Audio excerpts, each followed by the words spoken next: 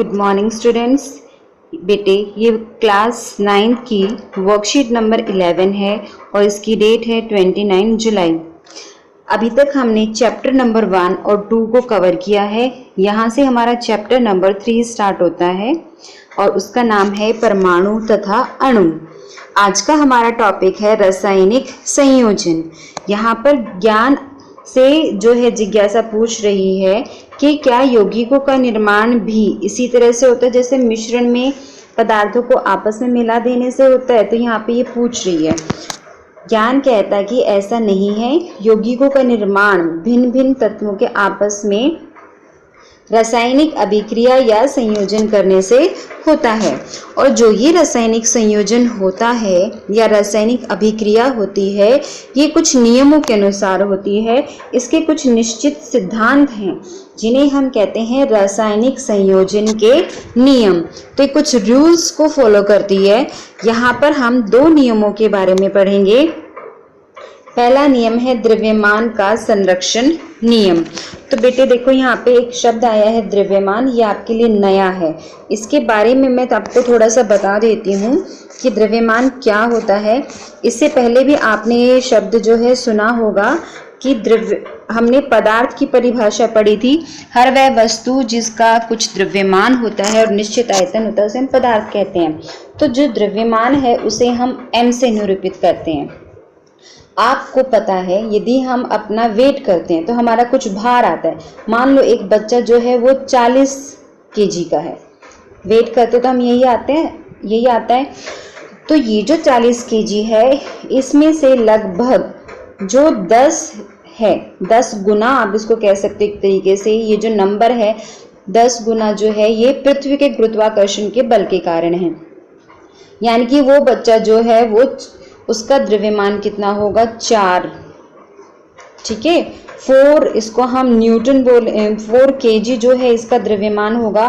बाकी इसका 40 क्यों हुआ? क्योंकि 10 गुना उस पर पृथ्वी गुरुत्वाकर्षण बल जो लगा रही है उसको हम गुरुत्वीय त्वरण कहते हैं। ये हम आगे आने वाले चैप्टर्स में पढ़ेंगे। बस आपको अभी ये ध्यान रखना है कि कहीं ना कहीं द्रव्यमान और भार में संबंध है। जो हमारा द्रव्यमान होता है पृथ्वी पर भार उसके 10 गुना अधिक है। अगर कोई बच्चा 40 kg का है तो उसका द्रव्यमान 4 किलो है, यानी उसके शरीर में जो निहित पदार्थ है वो सिर्फ 4 किलो है। अगर वो चांद पर चला जाएगा या किसी और जगह चला जाएगा जहाँ पे ये गुरुत्वाकर्षण का मान जो है वो बदल जाता है तो उसका भार बदलेगा लेकिन द्रव्यमान में कोई भी चेंज नहीं आएगा। ऐसे ही हर कण का, हर अणु का, हर परमाणु का अपना एक द्रव्यमान होता है। तो ये द्रव्यमान के बारे में था थोड़ा सा, बाकी डिटेल में आप बाद में पढ़ोगे। अभी हम इसको यहाँ पे समझ लेते हैं। पहला नियम हमारा है द्रव्यमान संरक्षण का नियम। तो द्रव्यमान संरक्षण का नियम क्या कहता है? किसी भी रासायनिक अभिक्रिया में द्रव्यमान का निर्माण या सृजन अथवा विनाश संभव नहीं है। यानी कि कोई भी अगर रासायनिक अभिक्रिया होती है तो द्रव्यमान ना तो उत्पन्न होता है और ना ही उसका विनाश होता है, ठीक है। नया भी नहीं आएगा और उसमें से कम भी नहीं होगा। तो यहाँ पे एक रासायनिक अभिक्रिया से हम इसको समझते हैं। सपोज A और B आपस में रासायनिक अभिक्रिया कर रहे हैं। A हमने लिया 4 ग्राम और B हमने लिया 10 ग्राम। रासायनिक अभिक्रिया होने के बाद C और D बना। C बना 2.5 ग्राम और D बना 11.5 ग्राम। इनको हम बोलते हैं अभिकारक। जो भी पदार्थ अभिक्रिया में भाग लेगा उसे हम कहते हैं अभिकारक, और जिनका निर्माण होता है उन्हें हम कहते हैं उत्पाद। अब इस नियम के अनुसार जो अभिकारकों का द्रव्यमान है जब हम उनको जोड़ेंगे, यहाँ पे आपको बीच में प्लस का निशान दिख रहा है, तो यानी कि जब हम इनका योग करेंगे तो यहाँ पे कितना आया 4 और 10 14 ग्राम। ऐसे ही हम उत्पादों का जो द्रव्यमान है उसका योग करेंगे तो 2.5 और 11.5 को आप जोड़ोगे तो ये भी कितना आया 14 ग्राम। तो इससे हमने क्या निष्कर्ष निकाला कि जो अभिकारकों का द्रव्यमान का योग है वह उत्पादों के द्रव्यमान के योग के बराबर होगा। और ऐसा क्यों हो रहा है? क्योंकि यहाँ पे द्रव्यमान संरक्षण का नियम फॉलो हो रहा है। क्लियर?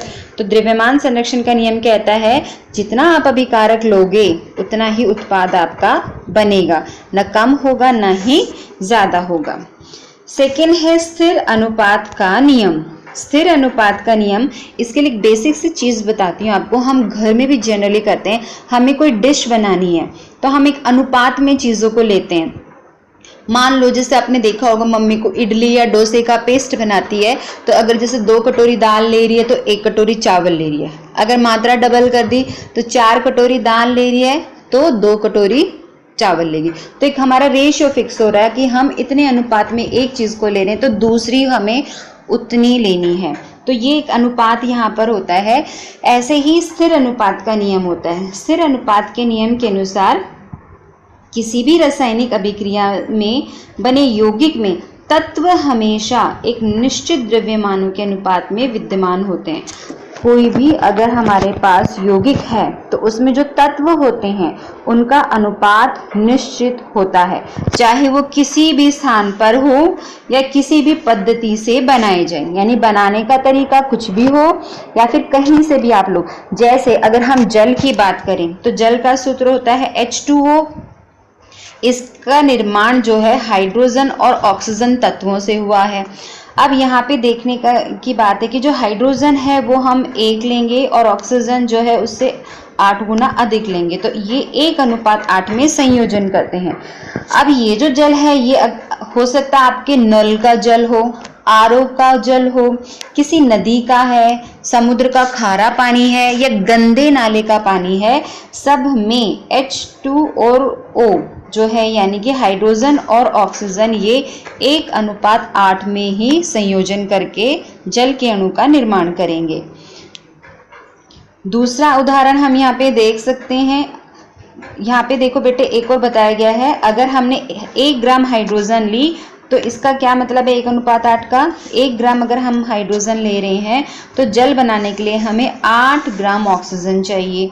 ऐसे ही अगर हमने 2 ग्राम यानी कि इसको हमने 2 गुना बढ़ा दिया, 1 ग्राम था इसको हमने 2 गुना बढ़ा दिया तो हमने 2 ग्राम हाइड्रोजन ली, तो हमें ऑक्सीजन को भी क्या करना पड़ेगा, 2 गुना बढ़ाएंगे। 2 गुना बढ़ाएंगे तो कितनी हो जाएगी 16 ग्राम। क्लियर। तो ये चीज़ यहाँ पे समझाई गई है स्थिर अनुपात के नियम में। तो ये देखोगे आप यहाँ पे 2 ग्राम हाइड्रोजन को अगर हम 16 ग्राम ऑक्सीजन से मिलाएंगे तब हमारा क्या बन जाएगा, जल का अणु। ऐसे ही कार्बन डाइऑक्साइड जो है इसका सूत्र होता है CO2 और इसके अंदर कौन कौन से तत्व यूज हो रहे हैं, कार्बन और ऑक्सीजन। इनका अनुपात हम लेंगे 3:8 में। एमोनिया में नाइट्रोजन और हाइड्रोजन तत्व हैं और इनका अनुपात होगा 14:3। तो ये था हमारा स्थिर अनुपात का नियम।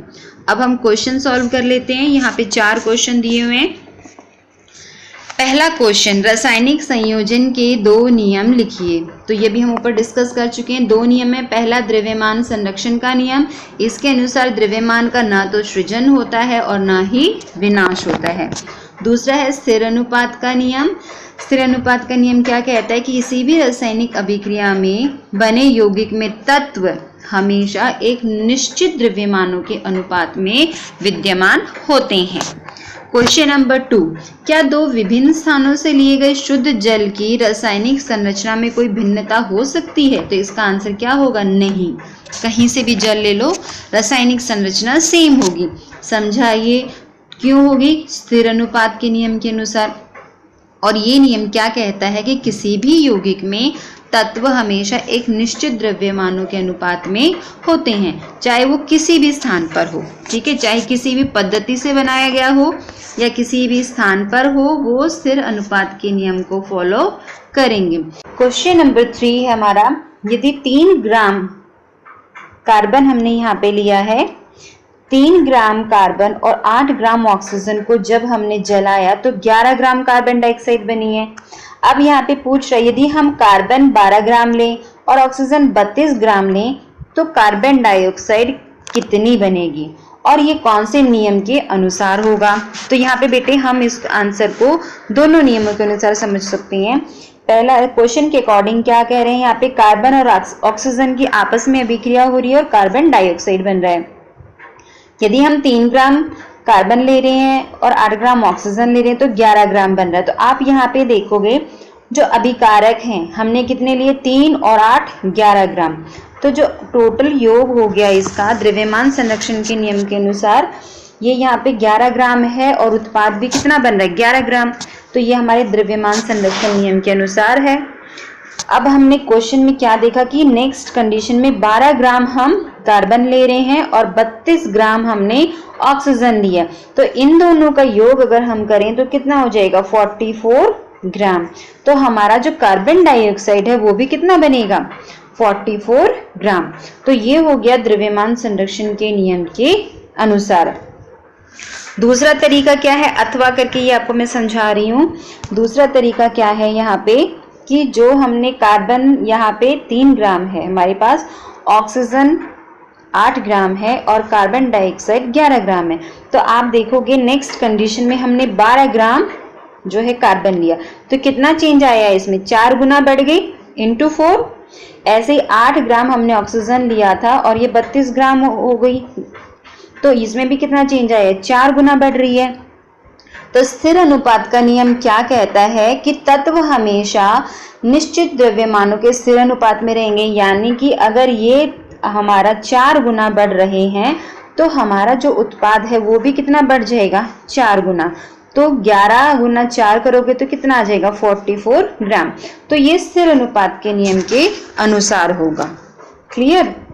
नेक्स्ट क्वेश्चन नंबर 4 यहाँ पे पूछा गया है कि अमोनिया और कार्बन डाइऑक्साइड का निर्माण किन तत्वों से होता है। तो उसके लिए आपको पहले इनका सूत्र पता होना चाहिए। अमोनिया का सूत्र होता है NH3।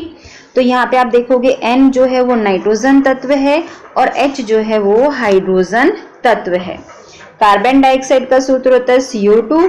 इसमें C कार्बन तत्व है और O ऑक्सीजन तत्व है। आप इनको शब्दों में भी लिख सकते हो और सिंबल्स जो होते हैं प्रतीकों की सहायता से भी दर्शा सकते हो। आई होप आपको ये क्लियर हो गया होगा।